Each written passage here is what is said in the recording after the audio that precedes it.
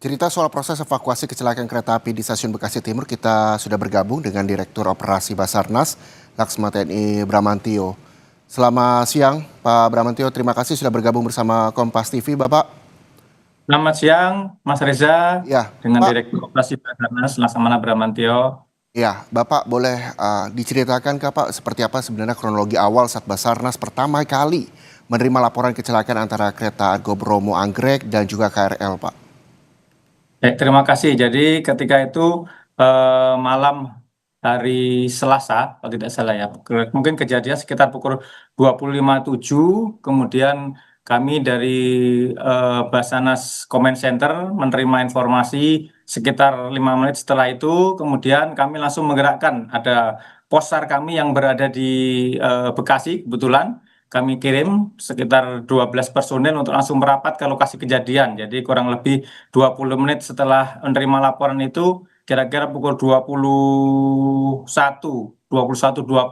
itu tim eh, Posar Bekasi sudah merapat di lokasi kejadian, dalam hal ini mungkin di stasiun Bekasi Timur. Kemudian mereka melaksanakan asesmen. Selanjutnya mereka melaporkan apa yang mereka sampaikan ke kantor pusat, ke Basarnas Command Center kami yang berada di Kemayoran. Dari situlah akhirnya kami mengambil kesimpulan bahwa sepertinya kejadian ini membutuhkan penanganan khusus terkait kecelakaan ini, khususnya karena gerbong tadi yang terjadi. Jadi gerbong paling belakang itu kepala lokomotif yang dari kereta Argo itu masuk ke dalam, menyundul masuk ke dalam gerbong paling belakang dari KRL, sehingga dua itu masuk. Nah, dari situlah akhirnya kami dari Kemayoran mengirimkan 3 tim Basarnas Special Command ke lokasi kejadian. Yang kurang lebih perjalanan sudah sampai di sana sekitar pukul 21.20 juga, 21.45, 50 lah.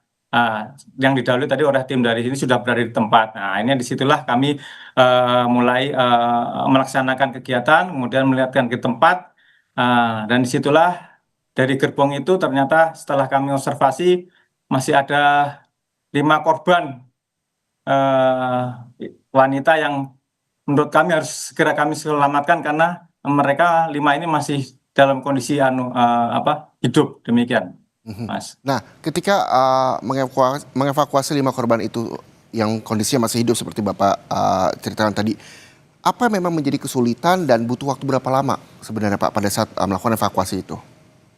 Baik, setelah informasi awal dari tim Bekasi tadi, kemudian kami kirim uh, dengan adanya 5 korban yang masih hidup di uh, gerbong terakhir itu, memang kita, waduh, ini membutuhkan penanganan khusus sehingga memerlukan masukan peralatan. Kemudian kami cek, ternyata memang kondisinya karena itu ya. Kita paham mereka semua uh, barang-barang itu baja semua, kemudian juga beberapa sudah sobek. Eh, Sehingga kita perlu kehati-hatian untuk membantu rekan-rekan korban yang 5 ini agar tidak terjadi yang lebih fatal. Nah, akhirnya kami memang konsentrasi terhadap 5 korban yang masih bisa kami ajak komunikasi, kami bantu agar mereka tidak semakin parah dan bisa kami selamatkan kelimanya. Sehingga dengan perlengkapan ekstrikasi kami berusaha mencoba, memang yang bukan kendala sebetulnya, kesulitan itu adalah memang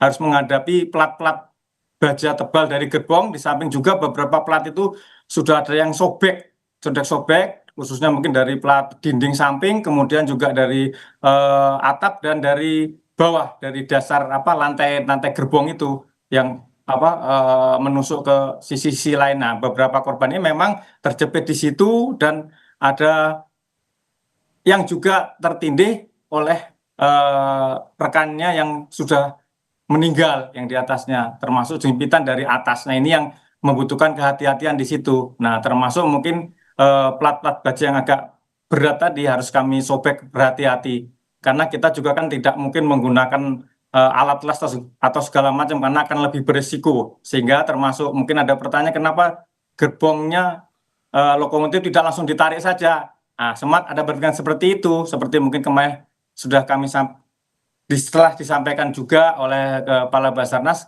kalau kita serta-merta akan menarik gerbong lokomotif itu, yang kami khawatirkan akan membahayakan korban yang 5 ini yang masih dalam mana terkait tadi sobekan-sobekan yang masih ada di dalam gerbong terakhir ini tadi. Sehingga kami membutuhkan kehati-hatian dan penanganan khusus secara hati-hati yang kami kerjakan bersama tim, dibantu dengan yang lain juga, sehingga karena kami juga dikerja waktu, sehingga di tengah malam akhirnya kami dini hari pukul 02 dari 3 tim Basarnas spesial komen yang kami kirim tadi, kami membutuhkan perkuatan lagi, akhirnya kami kirim lagi 2 tim dari Kemayoran untuk membantu proses restrikasi ini hingga selesai sekitar pukul 08.20 pagi harinya, demikian, sehingga semuanya bisa kami selamatkan yang 5 korban itu. Nah, setelah 5 korban ini yakin bisa kita selamatkan dari jepitan itu, baru kami tarik lokomotif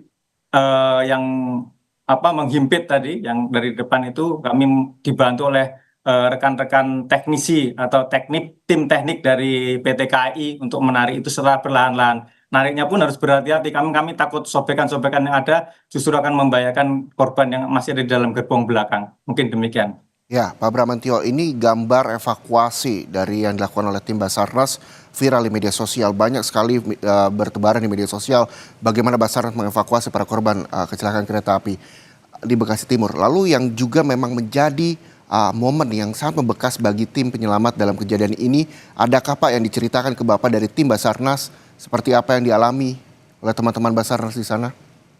Ya, mungkin kita memang harus tetap menjaga moral, di samping kita sendiri juga memberi semangat kepada lima korban yang masih ini, karena ya kami paham beberapa mungkin merintih, mengeluh, dan kami juga terima kasih kami berkomunikasi dibantu oleh rekan-rekan tim kesehatan yang mendampingi kami terus ya, beberapa karena kita tahu kadang ketika kita sobek atau kita potong ada yang tergesek sedikit mereka mengadu. Nah, itu mungkin kami yang makanya mungkin kalau dilihat beberapa video mereka sambil kita rangkul, kita ada bicara, ada hibur, komunikasi.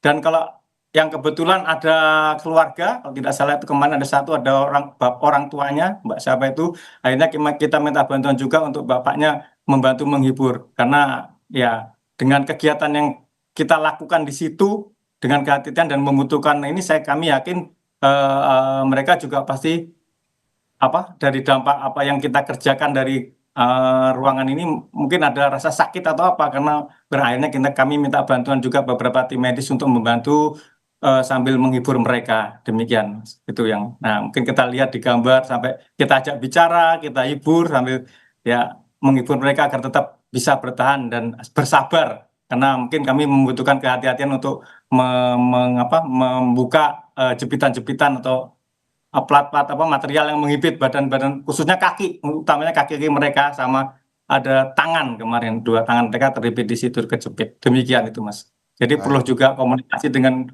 para korban ini untuk menghibur, mengalihkan lah, demikian. Oke, bentuk komunikasi yang memang terus dijalin antar tim Basarnas juga para korban kecelakaan kereta api di Bekasi Timur ini juga terus dibangun supaya memberikan semangat buat para korban di sana. Terima kasih sekali lagi atas ceritanya Direktur Operasi Basarnas Laksma TNI Bramantio bersama Kompas TV. Semangat terus buat Basarnas, terima kasih telah membantu proses evakuasi dari kecelakaan kereta di Stasiun Bekasi Timur, Bapak.